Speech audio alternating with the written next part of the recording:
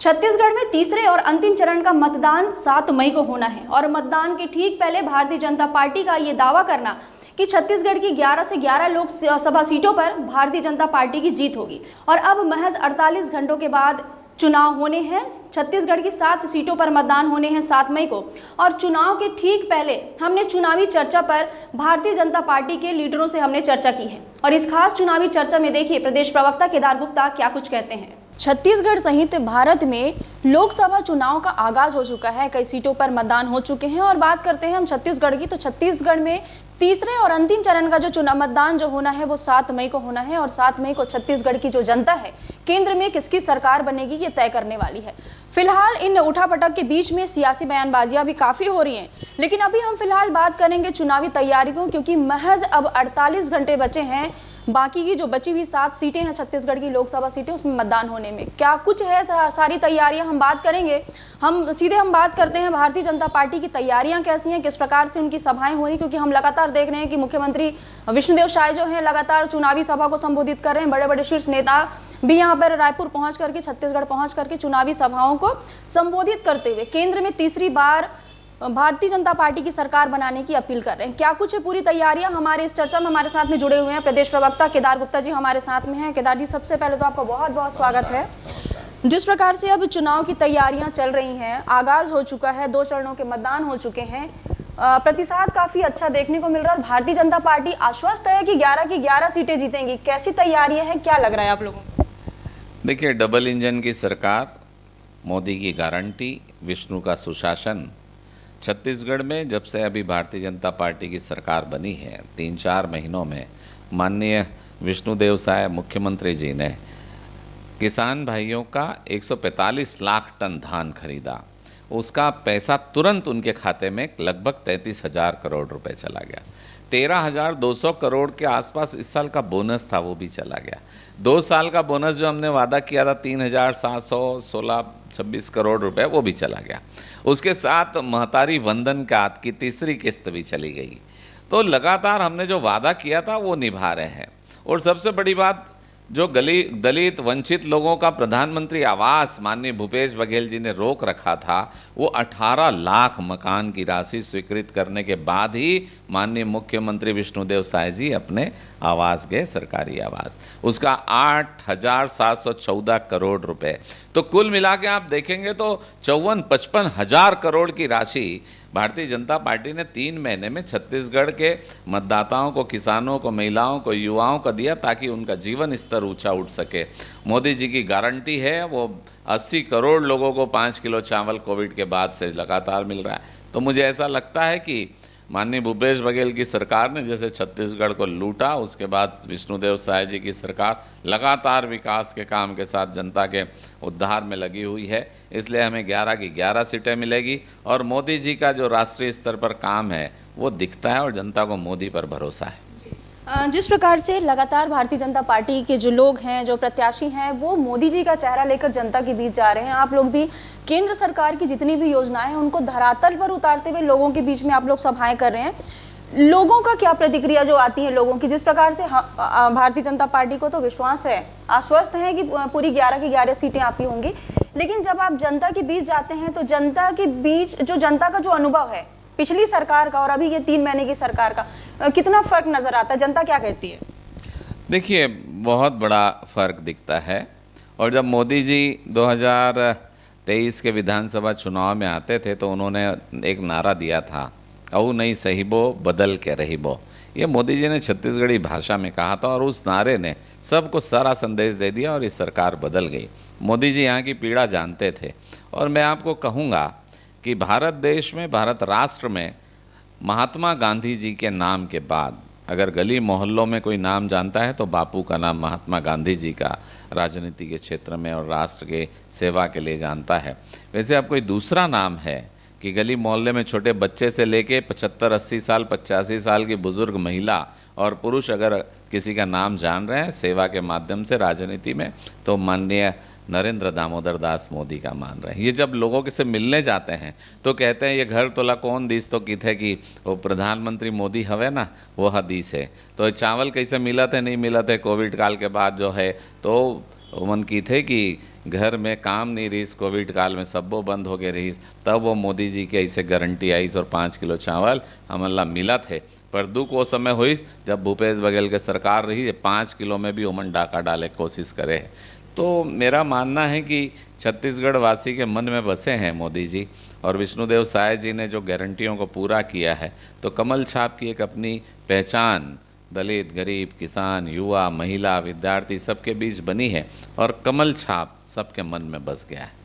जैसा कि अभी आपने कहा कि राजनीति में जो पहले नाम महात्मा गांधी जी का जाना जाता था, राष्ट्रपिता के रूप में जाना जाता है, लेकिन अब उन्हीं गांधी जी के परिवार से जुड़े जो और हैं, जो कांग्रेस की पार्टी जो चला रहे हैं, वो लगातार अपनी भाषा की मर्यादा खोते जा रहे हैं। मतलब देश के सर्वोच्च पद पर आसीन रहने वाले प्रधानमंत्री के लिए भी तू तड़ाक वाली भाषा का उपयोग करते हैं। तो एक चीज हम आपसे ये जानना चाहेंगे कि राजनीति में भाषा की मर्यादा कितनी आवश्यक होती है? देखिए, भारत देश मर्यादा पुरुषोत्तम श्री राम का है, और जिनके नाम के आगे ही मर्यादा शब्द लिखा है। तो भारत में रहने वाला हर व्यक्ति मर्यादित होता है। जो अमर्यादित है, और कांग्रेस की बात जहाँ तक आप करते हैं, तो इसकी स्थापना ही अंग्रेज़ों ने की थी 1885 में, A.O. ह्यूम ने। और महात्मा गांधी जी ने आज़ादी के बाद कहा था कि अब कांग्रेस को ख़त्म कर देना चाहिए, कांग्रेस पार्टी की जगह अब दूसरा एक सेवा के भाव से जो जनता की सेवा करे ऐसा दल बनाना चाहिए। तो कांग्रेस को तो गांधी जी समझ गए थे, उन्होंने कहा था इसे ख़त्म कर देना चाहिए, पर नेहरू जी की चालबाजी से वो चल गई। तो ये बदमिजाजी है, और बिलो द बेल्ट वार्ड करना और अमर्यादित शब्दों का मर्यादा पुरुषोत्तम राम के देश में उपयोग करना, ये कांग्रेस के DNA में है। लगातार जो है भारतीय जनता पार्टी में कांग्रेस के दिग्गज नेता, कार्यकर्ता, अगर हम बात करें छत्तीसगढ़ की, तो हमने देखा है कि पिछले 2 महीनों में कई ऐसे बड़े दिग्गज कांग्रेस के नेता हैं जो भाजपा में शामिल हो गए हैं, और उनका ये कहना है कि भाजपा की रीति से हम प्रभावित होकर के आए हैं। तो क्या लगता है आने वाले समय में क्या छत्तीसगढ़ से और बाकी जगहों पे कांग्रेस का अस्तित्व बच पाएगा? देखिए, डबल फर्क पड़ा। पहला फर्क तो भूपेश बघेल जी की यहाँ सरकार जो थी, उसने जो छत्तीसगढ़ प्रदेश को लूटा खसोटा, लगातार कई भ्रष्टाचार के कांड हुए, 7,600 महिलाओं के साथ अनाचार और बलात्कार की घटनाएं 5 वर्ष में हो जाती है। गुंडागर्दी, चाकूबाजी, लोगों की हत्याएं, महादेव सट्टा ऐप और सूखा नशा, जिससे छोटे छोटे बच्चे भी उसकी लत में गिरफ्त हो गए और उनका जीवन खराब हो गया। एक तो वो मार कांग्रेस के कार्यकर्ताओं ने देखी कि ये क्या हो रहा है, तो उन्हें कांग्रेस पार्टी और भूपेश बघेल जी से निश्चित रूप से मैं समझता हूं कि कहीं ना कहीं उनके मन में फ़र्क पड़ा। और दूसरी तरफ उन्होंने मोदी जी की राष्ट्रभक्ति, देश की आंतरिक और बाह्य सुरक्षा, यूक्रेन और रशिया के बीच में हमारे विद्यार्थियों को वहां से तिरंगा लपेट के वापस बुला लेना, तो ये बड़ी बड़ी घटनाएं, राजनीतिक घटनाएं देश में हुई, जिसका कहीं ना कहीं प्रभाव कांग्रेस के नेताओं पर और कार्यकर्ताओं पर पड़ा। और जो राष्ट्रवादी थे, जो मर्यादित थे, जो मर्यादा पुरुषोत्तम श्री राम को चाहते थे, जो भारत माता से प्यार करते थे, वो धीरे धीरे भारतीय जनता पार्टी में आना शुरू हो गए। ऐसे लोगों का स्वागत है जो तुष्टीकरण नहीं करना चाहते, जो धर्मनिरपेक्षता के साथ सभी धर्मों का सम्मान करें, चाहे मुस्लिम भाई हों, चाहे ईसाई भाई हों, सबका सम्मान करना चाहिए। वो भाजपा में आए, उनका स्वागत है राष्ट्रवाद के साथ। लेकिन गुप्ता जी, जिस प्रकार से कहते हैं कि जैसे आपने कहा कि धर्मनिरपेक्षता के साथ में भारतीय जनता पार्टी जो है लोगों के साथ चल रही है और देश का विकास कर रही है, लेकिन वहीं तरफ अगर हम दूसरी तरफ देखते हैं तो कांग्रेस तो लगातार भारतीय जनता पार्टी पर धर्म की राजनीति करने का आरोप लगाती है। तो क्या वाकई में धर्म की राजनीति करती है बीजेपी? देखिए, मैंने कहा कि भारत देश, जो भारत देश के लोग हैं, मतदाता हैं, जो ये भारत में जीवन जी रहे हैं, उनकी संस्कृति परंपरा में धर्म तो कूट कूट कर भरा है। वो सुबह सो के उठते हैं तो बिना ईश्वर का नाम लिए, और जो मुस्लिम है अल्लाह का नाम लेते हैं, जो ईसाई हैं वो ईसा मसीह जी का नाम लेते हैं। ये तो कूट कूट कर भरा है। और जो दूसरे धर्म के भी लोग हैं वो पूर्व में हिंदू ही तो थे, तो अपने धर्म को मानना, वो दूसरे धर्म में है वो मानना भारत के DNA में है, वो मानते हैं, हम उनका स्वागत करते हैं। और भाजपा धर्म की राजनीति नहीं करती। हाँ, भाजपा तुष्टीकरण नहीं करती कि वो इस धर्म को ज़्यादा प्यार करे, उसको कम प्यार करे। मोदी जी का तो मंत्र है सबका साथ सबका विकास। आप देखें, प्रधानमंत्री आवास अगर 4 करोड़ बने हैं तो मुस्लिम भाइयों को भी मिले। आप किसी ग्राम पंचायत में, किसी वार्ड में जाकर देख लें, मुस्लिम भाई को भी मिले हैं मोदी जी के वो मकान।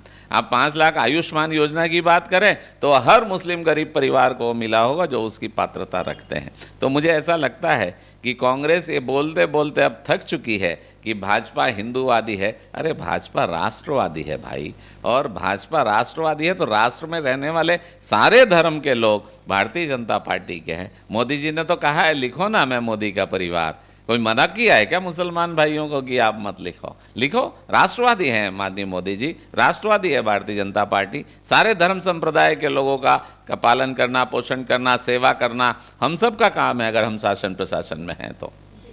एक सवाल और आ रहा है, जनता ये चाह रही है कि अगर हम बात करते हैं रायपुर लोकसभा सीट की, तो रायपुर लोकसभा में जो सीट जो है वो भाजपा में काबिज रही। इससे पहले सुनील सोनी जी रहे हैं सांसद लोकसभा के, और अब सबसे जो प्रतिष्ठित जो व्यक्ति हैं, जो राजनेता हैं, बृजमोहन अग्रवाल जी को यहाँ से टिकट दिया गया है। उनकी जीत तो सुनिश्चित बता रहे हैं आप लोग, कैसा लगता है? क्योंकि लगातार वो दौरा कर रहे हैं, लोगों के बीच में जा रहे हैं, क्या लगता है? रायपुर लोकसभा सीट की बात करते हैं, क्योंकि 11 सीटें तो आप जीतने वाले हैं, आप पहले कह चुके हैं। रायपुर की यदि हम बात करें राजधानी की, तो किस प्रकार की प्रतिक्रिया मिल रही है? रायपुर के लोगों का क्या कहना है? देखिए, रायपुर लोकसभा क्षेत्र के लोगों का कहना है 9 विधानसभाएं आती है, और माननीय बृजमोहन भैया 1989 से लेकर आज तक राजनीति के क्षेत्र में चुनाव लड़ते आए हैं और 8 बार के लगातार विधायक हैं।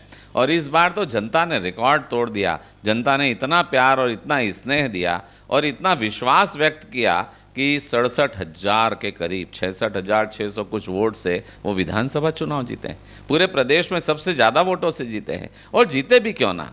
उन्होंने हमेशा पूरे छत्तीसगढ़ को अपना परिवार माना है, उनके सुख दुख में शामिल रहे हैं। जिसे कोई मदद की ज़रूरत है कभी उनके घर से वापस नहीं लौटा। और आप कोविड काल में देखें, जहां कांग्रेस की सरकार हुआ करती थी प्रदेश में, कोविड काल में सब मंत्री अपने घर में छुपे बैठे थे, तब माननीय बृजमोहन अग्रवाल जी का पूरा परिवार एक कॉलेज में, उनका कॉलेज है उसमें, उसको पूरा हॉस्पिटल में कन्वर्ट कर दिया। वहाँ ऑक्सीजन सिलेंडर, खाने की व्यवस्था, अरे व्यायाम की व्यवस्था, योग की व्यवस्था, और कोई डिप्रेशन में आते हैं तो उनको समझाने की व्यवस्था। तो मेरा मानना है कि उनकी बेटी डॉक्टर है, वो भी वहाँ लगे रहे, दोनों बेटे लगे रहे। तो मैं ऐसे समझता हूँ कि जब विपरीत परिस्थितियां मानव जीवन में आती है, जब एक राजनेता कैसी सेवा करता है, ये अगर सीखना है तो माननीय बृजमोहन अग्रवाल जी से सीखना चाहिए। और मुझे ऐसा लगता है कि पूरे देश में रायपुर लोकसभा हम सबसे ज़्यादा वोटों से जीतेंगे, क्योंकि एक कद्दावर नेता और माननीय मोदी जी की गारंटी विष्णुदेव साय जी के सुशासन के साथ चुनाव के मैदान में है, और हमारे लाडले नेता हैं माननीय बृजमोहन अग्रवाल जी। जिस प्रकार से बृजमोहन अग्रवाल जी की बात कर रहे हैं, काफ़ी लोकप्रिय नेता हैं और उन्होंने एक रिकॉर्ड भी कायम किया है 8 बार के विधायक बनने का। लेकिन बृजमोहन अग्रवाल जी की अब लोकप्रियता पर भी अब राजनीति हो रही है। लगातार विपक्षी आरोप लगा रही है कि बृजमोहन अग्रवाल की लोकप्रियता अब छत्तीसगढ़ की भाजपा को रास नहीं आ रही, इसलिए उन्हें केंद्र में भेजना चाह रही। तो क्या ये अंतर कला को दिखाता है? ये विपक्ष बार बार सवाल उठा रही है। विपक्षियों में अंतर कला इतनी है कि उनकी राष्ट्रीय प्रवक्ता राधिका खेड़ा कांग्रेस के राजीव भवन में आंसू बहाती हैं और कहती हैं कि कौशल्या माँ की धरती में एक अबला सुरक्षित नहीं है, एक महिला सुरक्षित नहीं है, और पुरुषत्व इतना हावी है कि एक महिला को पैरों से कुचल रहा है। दूसरे दिन वो ट्वीट करती हैं कि कका हमारे साथ अन्याय हो रहा है और कका सुन नहीं रहे हैं। उसके साथ ट्वीट करती हैं कि लड़की हूँ, लड़ सकती हूँ। प्रियंका जी आई हैं और प्रियंका जी उनकी सुध नहीं लेती हैं और वैसे ही दिल्ली चली जाती है। तो ये कांग्रेसी अपनी कलह को देखें। बृजमोहन भैया का तो कद 1989 से जनता ने बढ़ाया है और जनता उन्हें सिरोधार्य करती है। आज वो अनेकों वर्षों से मंत्री रहे, अब सांसद में जा रहे हैं और छत्तीसगढ़ की आवाज़, रायपुर की आवाज़ बनकर भारत देश की संसद भवन में माननीय बृजमोहन भैया बुलंद करेंगे। ये तो हम लोगों के लिए सौभाग्य की बात होगी कि एक नेता जो जागृत स्थिति में 24 घंटे रहता है, कभी फ़ोन लगाएं, कभी मदद मांगे, वो हमेशा तैयार रहता है। अब उनकी आवाज़ छत्तीसगढ़ के विकास के लिए, छत्तीसगढ़ के नौजवानों के लिए, किसानों के लिए संसद में गूंजेगी और निश्चित रूप से एक नया इतिहास लिखाया जाएगा छत्तीसगढ़ का। एक अंतिम सवाल है मेरा गुप्ता जी, जिस प्रकार से जैसे ही भारतीय जनता पार्टी की सरकार बनी और विष्णुदेव साय मुख्यमंत्री की शपथ ली और उन्होंने दूसरे दिन से ही काम करना शुरू कर दिया, विपक्ष ने एक नारा दिया था कि साय साय साय साय। अभी बहुत सारा, अब तो मुख्यमंत्री भी बोलने लगे हैं साय साय। तो जब डबल इंजन की सरकार जब बनेगी तो क्या वाकई में छत्तीसगढ़ में साय साय काम होंगे? और इसके साथ ही, इस सवाल के साथ ही, जो आपके 7 सीटों के जो मतदाता हैं उन्हें आप क्या संदेश देंगे? साए साए।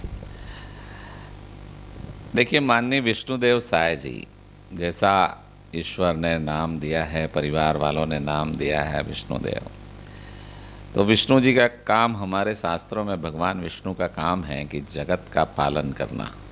और वो जब से आए हैं तो मैंने कहा कि विष्णु का सुशासन 55,000 54,000 करोड़ से ज़्यादा की राशि डायरेक्ट बेनिफिट ट्रांसफ़र के तहत सीधा खाते में पहुंच गई। तो विष्णु का सुशासन तो दिखता है। दूसरी बात और साए साए की है, तो विष्णुदेव साय जी का काम हो रहा है साए साए, और वो डर के मारे कांग्रेस के नेता कह रहे हैं आए बाएं। कोई कहता है मोदी का सर फोड़ दूंगा, तो कोई कहता है कि कोरोना वैक्सीन खराब है, विदेशी लोग बोलते हैं, तो कोई कहता है, तो तरह तरह की बातें कर रहे हैं। तो ये साए साए से ही कांग्रेस के नेता घबरा गए हैं और कहने लगे हैं आए बाएं। तो निश्चित रूप से मेरा मानना है कि भारतीय जनता पार्टी की सरकार जन सेवा को प्राथमिकता के साथ आगे बढ़ा रही है। और तीसरे चरण के चुनाव में मैं सभी मतदाताओं से हाथ जोड़कर आग्रह करता हूं कि पड़ोसी वोट देने चला गया, अब हम क्यों जाएं, इसकी चिंता ना, ये बात ना करें, और स्वयं स्वस्फूर्त होकर खुद भी वोट देने जाएं और जनता को भी फ़ोन कर कर बोलें। और उनके पास अगर साधन नहीं है तो अपने साधन से राष्ट्र सेवा के लिए मतदान में ले जाएं। कहीं पानी पिलाएं, कहीं नींबू पानी पिलाएं, गर्मी का दिन है, और अपने मोबाइल फ़ोन से आप व्हाट्सएप तो दुनिया भर का करते हैं, उसमें एक मैसेज डालें, राष्ट्र में अपनी सरकार बनाने, अच्छी सरकार बनाने, राष्ट्रवादी सरकार बनाने के लिए ज़रूर वोट डालें। क्योंकि एक चिंता का विषय है कि भारत सबसे बड़ा लोकतांत्रिक देश है और वहाँ चुनाव का परसेंटेज गिर रहा है, तो हम लोगों की भी तो कुछ जिम्मेदारी है। हम राष्ट्र में रहने वालों की जिम्मेदारी है, उसे हमें पूरा करना चाहिए। अड़ोसी पड़ोसी दोस्त भाई सबको संकल्पित करना चाहिए, यार भाई कसम खा ले कल वोट देने जाएगा। बस इन्हीं भावनाओं के साथ सबसे पुनः आग्रह है कि जरूर मतदान करें और राष्ट्र में एक मजबूत सरकार बनाएं। जय जय श्री राम। तो एक बहुत ही अच्छे संदेश के साथ, जिसमें लोकतंत्र में सहभागी बनने का एक संदेश इन्होंने, केदार गुप्ता जी ने दिया है। और इसके साथ ही हमने इनके साथ में चर्चा की है, चुनावी चर्चा हमने की है, किस प्रकार की इनकी तैयारी है और आने वाले समय में क्या कुछ होने वाला है, तमाम चुनावी चर्चा हमने प्रदेश प्रवक्ता केदार गुप्ता जी के साथ में की है।